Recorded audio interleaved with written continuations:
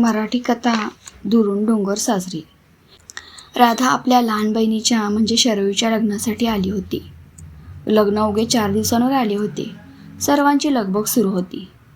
राधा दिसायला सावळी तर शरयू अगदी उजवी. उंच, गोरीपान, घारे डोळे, नाकी डोळी नीटस, लांब केस, बघता क्षणी छाप पडावी अशी. त्यामुळे तिला घरही तसं श्रीमंत मिळालं होतं. शहरातील मोठे व्यापारी होते. लहान भाऊ तन्मय आणि मामा डेकोरेशन बघत होते, तर काका आणि बाबा कॅटरिंग. आई, आत्या आणि काकू आहेराच्या गडबडीत होत्या. मामी व मावशी सध्या स्वयंपाकघरातच होत्या. आचार्याला बोलावून पाहुण्यांना देण्यासाठी लाडू चिवडा बनवण्याची गडबड सुरू होती. शरयू आणि काकांची मुलगी भक्ती पार्लरमध्ये जाऊन बुकिंग करून परस्पर टेलरकडून ब्लाऊज घेऊन येणार होत्या. राधा रिक्षातून उतरली आणि आपल्या सजवलेल्या घराकडे पाहून क्षणभर स्तब्धच झाली. दारात एका कोपऱ्यात छान गडद रंगाची संस्कारावरती रांगोळी काढली होती. संपूर्ण घरावर आर्टिफिशियल झेंडूच्या फुलांच्या माळा आणि सोबत लाईटच्या माळाही सोडल्या होत्या. घर खूप छान दिसत होतं. पण राधाला मात्र शरयूचा हेवा वाटला, कारण तिचा स्वभाव होताच तसा. दुसऱ्याशी आपली तुलना करायची आणि स्वतःचा मूड खराब करून घ्यायचा. त्यात शरयूला अगदी चांगलं स्थळ मिळालं होतं. मुलगा कुठे जॉबला नव्हता, तर त्यांची स्वतःची कपड्यांची मोठमोठी दुकाने होती, तेही शहरात. एका शहरात त्यांच्या 4 शाखा होत्या. 2 सासरे, सख्खा एक दीर, 2 चुलत दीर, नणंदा, 2 सासू असा मोठा परिवार होता. मोठा परिवार असून सुद्धा लग्नासाठी शरयू तयार झाली, कारण घरात दिमतीला नोकर चाकर होते. दारात गाड्या ओळीने उभ्या असायच्या आणि ती होती समजूतदार. वडीलधाऱ्या मंडळींनी समजावून सांगितल्यावर ती लग्नासाठी तयार झाली. राधा आत गेली. घरातली सर्व थाटमाट पाहून अधिकच आश्चर्यचकित झाली. मुलाकडची मंडळी श्रीमंत होती, त्यामुळे बाबांनीही खर्च करताना हात थोडा ढिला सोडला होता. राधा बॅग घेऊन आतल्या खोलीत गेली. आई आणि काकू आहेराच्या साड्या पॅकिंग करत होत्या. राधाला बघून दोघीही खुश झाल्या. आई म्हणाली, आलीस राधा? येताना काही त्रास नाही ना ग झाला? राधा जरा नाराजीतच म्हणाली, हो आले, पण इथं कुणाकडे सवड आहे माझ्याकडे बघायला? अगं असं काय म्हणतेस? तू कोणी पाहुणे आहेस का? तू तर लेक आहेस या घरची, आणि तीही मोठी. हे तुझंच घर आहे. थांब मी पाणी आणते, असं म्हणून हातातील काम बाजूला ठेवून विमल काकू स्वयंपाकघरात गेली. मग आईने विचारले, अगं जावई बापू नाहीत आले? कामं आहेत त्यांची, ते आदल्या दिवशी येतो म्हणालेत. बरं, आई म्हणाली. एवढ्यात काकू पाणी आणि आचार्याने केलेला ताजा ताजा खमंग चिवडा घेऊन आली. हे घे, आत्ताच आचारी काका चिवडा बनवून गेलेत, खा. बुंदीही पाकात घातली आहे. आता लाडू बनवायला घेऊयात. हे आहेराचं काम रात्री निवांत करूयात आणि आत्ता आपण आधी लाडू चिवड्याचं बघूया. मग दोघींनी आवरावर केली, तोवर राधाने चिवड्याचा आस्वाद घेतला आणि तिघीही स्वयंपाकघराकडे वळल्या. तेथे मामी आणि मावशीने लाडू बांधायला सुरुवात केली होती. लाडू बांधता बांधता त्यांच्या गप्पा सुरू झाल्या. काय ग राधा, बरी आहेस ना? जावई बापू नाही आलेत? त्यांना काम आहे ग, येतील आदल्या दिवशी. बरं, मी काय म्हणते, चिवडा झाला आहे, लाडूही होतील. थंड झाल्यावर रात्री पॅकिंग करू घेऊया का? एक कामं अंगावेगळी केलेली बरी. मामी राधाच्या आईला म्हणाल्या. होय ग, आमचंही आहेराचं काम अजून राहिलं आहे, तेही आज संपूया, राधाची आई म्हणाली. शरयू आणि भक्ती कुठे दिसत नाहीत? राधा इकडे तिकडे पाहतच म्हणाली. अगं, त्या पार्लरला गेले आहेत आणि तिकडूनच ब्लाऊज घेऊन येणार आहेत, आई म्हणाली. काय? शरयूने ब्लाऊज बाहेर शिवायला दिले आहेत? तिला येतात ना शिवायला? तीही शिवतेच की छान, राधा म्हणाली. हो शिवते, पण शरयूच्या सासूबाईंनी अगदी आवर्जून सांगितले आहे, ब्लाऊज सर्व डिझायनर असायला हवेत, आई म्हणाली. अगं, पण डिझायनर ब्लाऊजची शिलाई माहीत आहे का तुला? 1-1 हजारपासून सुरू होते, ते अगदी 3-3, 4-4 हजारपर्यंत शिलाई असते. बरोबर आहे ग, पण ती लोक लग्न अगदी थाटामाटात करणार आहेत, म्हणून आम्हीही थोडा खर्च केला. त्यांच्या घरची मोठी सून आहे शरयू, तेव्हा होऊ देत थोडा खर्च, म्हणून आम्हीही केला, आई म्हणाली. ब्लाऊजवर एवढा खर्च, मग साडीही तशाच असतील, राधा म्हणाली. हो ना, एक एक साडी 10-10 हजारांची आहे. तिचा बोलण्याचा ओघ न समजल्याने मावशी पटकन बोलून गेली. हे ऐकताच राधाच्या चेहऱ्यावरचे हावभावच बदलले. आई आणि काकू चोरट्या नजरेने कधी राधाकडे तर कधी एकमेकींकडे पाहत राहिल्या. पण तिचा स्वभाव माहीत असल्याने कोणी काहीच बोललं नाही. एवढ्या शरयू व भक्तीही आल्या. आल्या आल्या पाठमोऱ्या बसलेल्या राधाच्या गळ्यात हात टाकत शरयू जरा नाराजीच्या स्वरातच म्हणाली, काय ग ताई, आत्ता आलीस होय सख्या बहिणीच्या लग्नाला? अगदी 4 दिवसावर येऊन ठेपलं आहे लग्न माझं. मग राधा तिला आपल्या समोर घेत म्हणाली, नाही ग, ऑफिसमधून रजाच मिळत नव्हती. आजपासून मिळाली म्हणून घरातील सर्व कामं आवरावर केली आणि आले. ते जाऊ दे, पार्लरवाल्या ताई काय म्हणाल्या, कधी येणार आहेत आणि किती रुपये सांगितलेत मेकअपचे? शेवटच्या वाक्यावर जरा जोर देतच राधा म्हणाली, अगं ताई, उद्या येऊन त्यांना जे आवश्यक आहे ते बेसिक सगळं करून जाणार आहेत आणि मग आदल्या दिवशी 2 मुलींना पाठवणार आहेत मेहंदीसाठी आणि लग्ना दिवशी सकाळी लवकर येणार आहेत आणि दुपारी 4पर्यंत थांबणार आहेत. 30,000 रुपये सांगितले आहेत. आता मात्र राधाचा संयम संपला. ती जवळजवळ किंचाळतच म्हणाली, काय 30,000? अगं हळू राधा, आता सगळीकडे तेवढं घेतातच, मावशी म्हणाली. काही सांगू नका मला, आल्यापासून बघितलं ना मी, घरावर माळा काय, घरावर सजावट काय, 10-20 किलोचे लाडू काय, चिवडा काय, आहाराच्या साड्या काय, नवरीच्या साड्या तर अगदी 10-10 हजाराच्या आणि त्यावर डिझायनर ब्लाऊज. आता तर हद्दच झाली. 30,000चा मेकअप? माझ्या वेळी नव्हते हे सगळं. आहेराच्या साड्या नाहीत नि लाडू नाही. सगळा बस्ता 10,000मध्ये बसवला होता आणि ब्लाऊज तर काकूच्या मैत्रिणीकडून शिवून घेतले होते. काय ग काकू, मेकअप तर अजिबातच नाही. अगं असं काय करतेस राधा, तुझ्या लग्नाला झालीत आता 8 वर्ष, तेव्हा कुठे होता एवढा तामझाम? आणि शरयूच्या सासरच्या मंडळींना शोभेल असं नको का करायला? हे ऐकताच राधाचा पारा आणखीन चढला.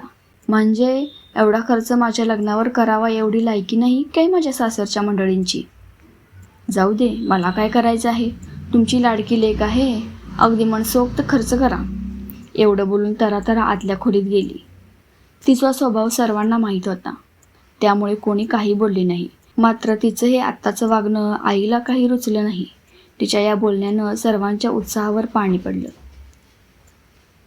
संध्याकाळी स्वयंपाक झाला. राधाला जेवायला बोलवलं. बाबा आणि काकांनी राधा कधी आली याची चौकशी केली. जावई बापूंचीही चौकशी केली. जेवणं झाल्यावर सर्वजणी आपापल्या कामात व्यस्त झाल्या. शरयू तिच्या होणाऱ्या नवऱ्याशी फोनवर बोलत बसली होती. राधा मात्र आपल्या खोलीत निवांत बसून होती. ती कुठल्याही कामाला हात लावत नव्हती. मात्र तिचे बारीक लक्ष सर्वांच्या हालचालींवर होते. अशा घाई गडबडीतच 2 दिवस गेले. आता आला मेहंदीचा दिवस. मेहंदीवाल्या 2 मुली आल्यानंतर शरयूने आधी ताईला मेहंदी काढायला लावली, मग स्वतःला काढली. मेहंदी काढल्यानंतर शरयू खूपच छान दिसत होती. मेहंदीच्या दिवशी रात्री तिने आपली स्वतःची बॅग भरायला घेतली. आवश्यक त्या सर्व साड्या, ब्लाऊज आणि इतरही सर्व सामान तिनं बॅगेमध्ये व्यवस्थित भरलं. बॅग भरत असताना तिचा ऊर जरा भरूनच आला. ती झोपी गेली. दुसऱ्या दिवशी म्हणजे लग्नाचा दिवस होता. त्या दिवशी सर्वजण पहाटे लवकर उठले. शरयूने आज देवपूजा केली होती. देवपूजा करून झाल्यानंतर सर्वांचं चहापाणी झालं. त्यानंतर शरयूने साखरपुड्याची साडी नेसली. गडद हिरव्या रंगाची साडी, त्यावर गुलाबी काठ आणि त्यावर मॅचिंग असा वर्क केलेला ब्लाऊज. खूप छान दिसत होती शरयू. तिने हलकासा थोडासा मेकअप केला. केस मोकळे सोडले होते व त्यावर छोटीशी क्लिप लावून तिने गजरा घातला. शरयू आता अधिकच खुलून दिसू लागली. तिने जड अंतकरणाने सर्वांना नमस्कार केला. आईबाबांना नमस्कार करताना तिला अश्रू अनावर झाले. ती दोघांच्याही गळ्यात पडून अगदी मनसोक्त रडली. त्यानंतर तिने सर्व वडीलधाऱ्या मंडळींना नमस्कार केला. राधाला तिने मिठी मारली व तिचे मन भरून आले. थोड्याच वेळात नवऱ्या मुलाकडची गाडी शरयूला नेण्यासाठी आली. राधा, शरयू, शरयूची बहीण भक्ती व तिच्या काही मैत्रिणी या सर्वजणी मिळून हॉलवर गेल्या. हॉल तर अगदी भव्य दिवस होता. हॉलच्या गेटपासून ते स्टेजपर्यंत अगदी डेकोरेशन छान केलं होतं. अगदी थाटमाट होता. एकीकडे नवरा नवरींची आवराची तयारी चालू होती. मेकअपवाल्या काकूही आल्या होत्या. तर डायनिंग हॉलमध्ये स्वयंपाकाची तयारी चालू होती. पंचपक्वान्नांचा सुगंध सुवास अगदी सर्वत्र पसरला होता. सर्वजण शरयूच्या आईबाबांचं भरभरून कौतुक करत होतं. नशीब काढलं हो पोरीनं, सर्वजण असं म्हणत होते. शरयू लग्नासाठी तयार झाली. खूप छान अशी गुलाबी कलरची पेशवाई तिनं नऊवारी नेसली होती. त्या नऊवारीला साजेल असं मेकअप तिनं केला होता. हेअरस्टाईल, बांगड्या सर्व काही नऊवारीला शोभेल असं होतं. शरयू खूप छान दिसत होती. आईचे तर डोळे अगदी पाण्यानं भरून आले. लग्न थाटामाटात पार पडलं. लग्न पार पडल्यानंतर जेवणाच्या पंक्ती उठू लागल्या. काही ठिकाणी बुफे चालू होतं तर काही ठिकाणी पंक्ती होत्या. सर्वांनी जेवणाचा अगदी मनसोक्त आस्वाद घेतला. शरयूला भरभरून आशीर्वाद दिले. आईबाबांचं शरयूचं कौतुक सर्वांनी केलं व सर्व पाहुणे आपापल्या घरी गेले. आता आली कन्यादानाची वेळ. बाबांनी व काकांनी अगदी भरल्या अंतकरणाने कन्यादान केलं. कन्यादान करून झाल्यानंतर आई बाबा व इतरही मंडळी घरी परत आलीत. शरयू व तिची सासरची मंडळी शरयूला घेऊन सासरी गेली. लग्न एवढ्या थाटामाटात पार पडलं, पण शरयूच्या सासरची मंडळी मात्र कुणाशी मनमोकळेपणाने बोलली नाहीत. कदाचित लग्नाची गडबड, लग्नाचा एवढा थाटमाट, सर्व पाहुण्यांचा पाहुणचार करण्यात ती मंडळी व्यस्त असतील असा आईबाबांचा विचार झाला व त्यांनीही त्याकडे फार लक्ष न देता घरी निघून आले. पाठराखीण म्हणून शरयूची आत्या राहिली होती. दुसऱ्या दिवशी सर्व पाहुणे आपापल्या घरी जाण्यासाठी निघाले. आई म्हणाली, अगं राधा, तू तरी राहा आणखी 4 दिवस, सर्वच घर रिकामं होत आहे. राधा म्हणाली, नको ग आई, राहिले असते, पण माझं ऑफिस तुला माहिती आहे ना, मला रजा नाही मिळाली. राधाही गेली. आईने राधासाठी घेतलेली खूप छान सुंदर साडी तिला दिली. तिची ओटी भरली, हळदी कुंकू लावले व ती आपल्या नवऱ्यासोबत निघून गेली. असेच भराभर दिवस जात होते.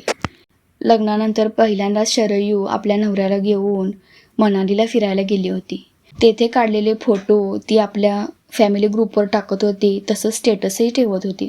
हे सर्व बघून मात्र राधाचा आणखीनच जळफळाट होऊ लागला. तिच्या मनात नाना तऱ्हेचे विचार येऊ लागले. राधा मात्र सकाळी लवकर उठून घरातली सर्व कामं आवरून ऑफिसला जायची. ऑफिसमधून आल्यानंतर परत संध्याकाळी घरातली कामं आवरायची. ती अगदी दमून जायची. ती प्रत्येक क्षणी, येणाऱ्या प्रत्येक दिवशी आपली तुलना शरयूशी करू लागली. तिला वाटत होतं, शरयू किती नशीबवान आहे. सर्व सुख अगदी तिच्या पायाशी लोळण घेत आहेत आणि आपण मात्र घाण्याला जुंपलेल्या बैलासारखे रात्रंदिवस राबत आहोत. काम, ऑफिस, घरातलं काम, ऑफिस एवढंच आपलं आयुष्य राहिलं आहे. ना कुठं बाहेर फिरायला जायला मिळतं, ना पिक्चरला, ना पाहुण्यांकडे, असं म्हणत ती दिवस ढकलत होती. आता आला शरयूच्या ॲनिव्हर्सरीचा दिवस. बघता बघता लग्नाला वर्षही झालं. शरयूच्या सासरच्या मंडळींनी लग्नाचा पहिला वाढदिवस अगदी थाटामाटात करण्याचं ठरवलं. शरयूच्या माहेरच्या सर्व मंडळींना आमंत्रणं गेली. लग्नाच्या वाढदिवसाच्या दिवशी संध्याकाळी पार्टी होती. सर्व पाहुणी मंडळी आली. शरयूच्या आईने शरयूला व जावई बापूंना कपडे केले होते. राधाही वाढदिवसासाठी आली होती. ती शरयूकडे पाहतच राहिली. शरयूने अगदी पार्टीवेअर गाऊन घातला होता व ती खूप छान दिसत होती.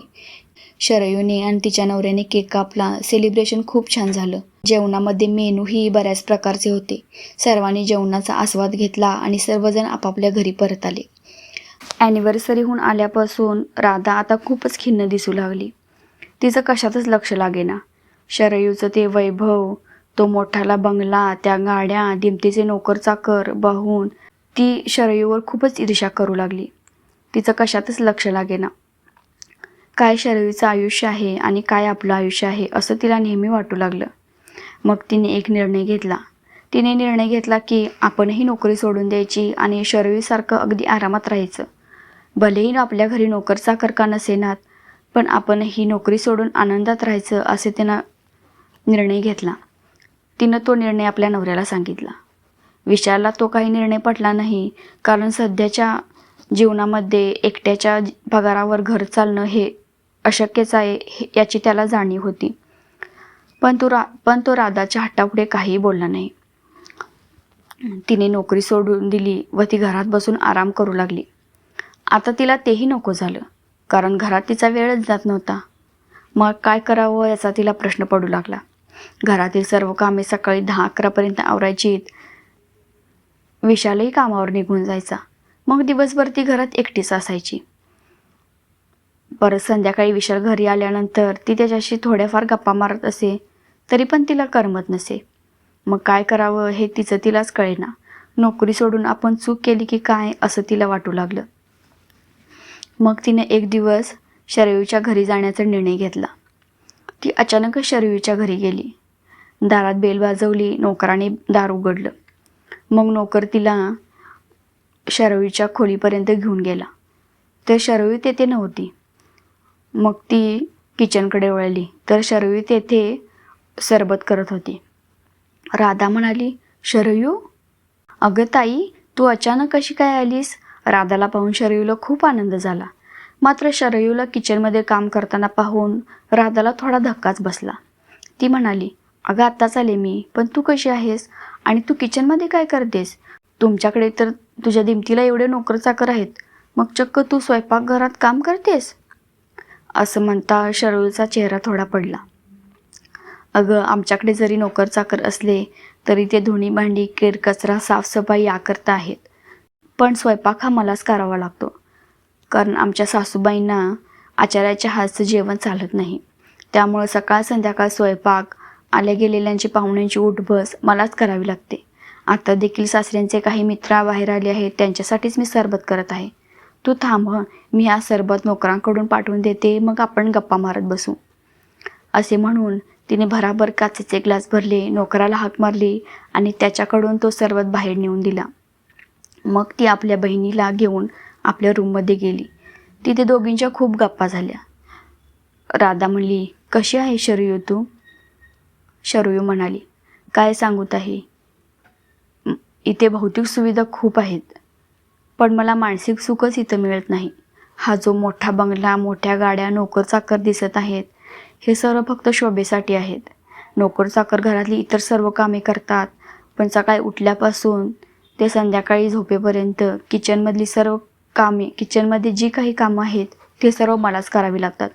एखादा पाहुणा जरी घरी आला तरी त्याच्यासाठी चहा नाश्ता मलाच बनवावा लागतो, कारण स्वयंपाकघरामध्ये घरची लक्ष्मी सोडून इतरांनी जायचं नाही असा सासूबाईंचा आदेशच आहे. त्यामुळे मला ते काम करावंच लागतं. आणि सर्व गोष्टींसाठी घरात माणसं असल्यामुळे मला घरातून बाहेरही पडता येत नाही. कितीतरी महिने झाले मी उंबऱ्याच्या बाहेर गेलीच नाही आहे. भाजीपाला आणायचा असेल किंवा कपडे लत्ते आणायचे असतील, मला कशासाठी बाहेर पाठवून देत नाहीत.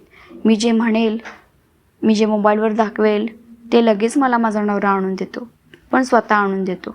मला कधीच घरातून बाहेर पाठवत नाहीत. एवढा मोठा बंगला बघून मी लग्न केलं, पण आता ती चूक झाली की काय असे मला वाटू लागले आहे. असे म्हणून शरयू रडू लागली. आता मात्र राधाला खूपच भरून आलं. तिने शरयूला मिठी मारली तेव्हा शरयूनेही आपलं मन मोकळं केलं आणि खूप रडली. दोघी बहिणी बहिणी रडू लागल्या. आता मात्र राधाला राहावेना. ती म्हणाली, शरयू, आता मला माझीच लाज वाटू लागली आहे. लग्न ठरल्यापासून ते आजपर्यंत मी तुझा खूप हेवा करत होते. माझ्यापेक्षा तुला सासर चांगलं मिळालं, तू ऐशोआरामात राहतेस असं मला वाटत होतं. पण या एवढ्या मोठ्या राजवाड्यात तू बंदिवान म्हणून राहत आहेस हे मला माहीत नव्हतं. एवढं बोलून ती घराबाहेर पडली आणि मुख्य रस्त्यावर येऊन तिने रिक्षा केली. रिक्षात बसल्यावर तिच्या मनात अनेक विचार घोळू लागले. अनेक विचारांची गर्दी झाली. नेमकं आपलं काय चुकलं? आपण शरयूची ईर्ष्या केली हे चुकलं, की प्रत्येक वेळी तिची आणि आपली तुलना केली हे चुकलं? आपण आपल्या नवऱ्याशी नीट वागलो नाही हे चुकलं, की आपण आपली चांगली नोकरी सोडली हे चुकलं? खरं तर प्रत्येकाजवळ जे आहे त्यानं त्यामध्ये समाधान मानलं पाहिजे. प्रत्येक वेळेस आपल्याजवळ जे नाही याची खंत करण्यापेक्षा आपल्याजवळ जे आहे त्यामध्ये समाधानी राहून त्याचा आनंद आपण घेतला पाहिजे. आणि नेमकं माझं हेच चुकलं. आपण शरयूशी तुलना करत बसलो आणि आपल्याजवळ एवढी चांगली नोकरी, एवढा चांगला नवरा आणि मुख्य म्हणजे नवऱ्याने आपल्याला दिलेले स्वातंत्र्य असूनही त्यात आपण आनंदी न राहता शरयूशी ईर्ष्या केली आणि आपण दुःखी होत गेलो. आता मात्र तिला तिची चूक कळाली होती. उद्यापासून आपण पुन्हा नोकरी जॉईन करायची आणि अगदी सुखाने संसार करायचा असं तिनं अगदी मनोमन ठरवलं. ती आज अगदी खुश होती. आपल्या हातातून काहीतरी निसटत होतं आणि आता ते आपल्याला अगदी मिळालं आहे. आपण ते घट्ट कवटाळून घेतलंय असं तिला वाटू लागलं. जणू काही आज आपल्याला जगण्याचं मर्म कळालं आहे असं तिला वाटलं आणि ती आनंदी होऊन घराकडे निघाली.